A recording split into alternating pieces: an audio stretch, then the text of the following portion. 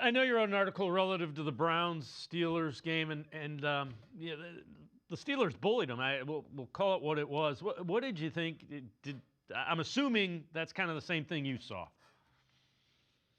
Yeah, the Steelers and specifically Mike Tomlin went to that game and said Quinshon Judkins is not going to beat us, and they put guys up in the box. They dominated the line of scrimmage, and it was the Browns put extra tackle in there. They put extra tight ends, and there were points where the Steelers had too high and were still more than comfortable stopping the run. And at that point, you're left to bet on the rookie quarterback and try those receivers. And if you're the Steelers, you're more than happy to let them do that because you're betting that they're going to screw up before they can sustain a drive. And that's largely been true because the Browns make too many mistakes, penalties, miscues, drops, all those things. And as a result, you saw 9 points because they can't sustain, they can't create explosive plays.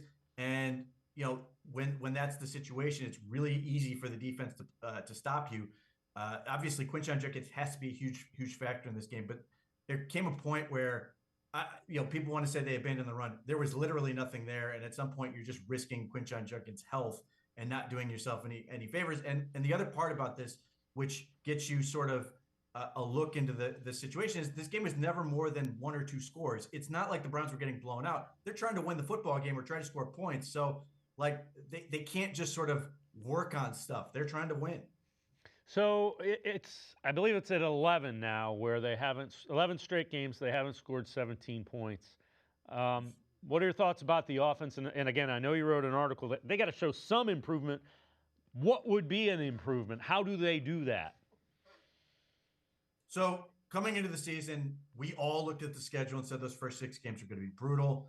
Beyond the schedule and the opponents they played, which, by the way, going into the season, the Browns had one of the, I believe, number 2, but it was at least in the top 5 most difficult schedules.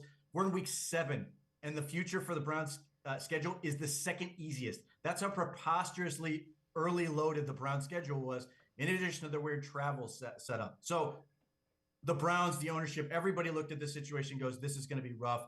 And the sad part is they had opportunities to get 2 more wins and couldn't get done. But they have played already a total of 13 rookies. At some point, we're going to get at least the 14 with Shedeur Sanders probably playing.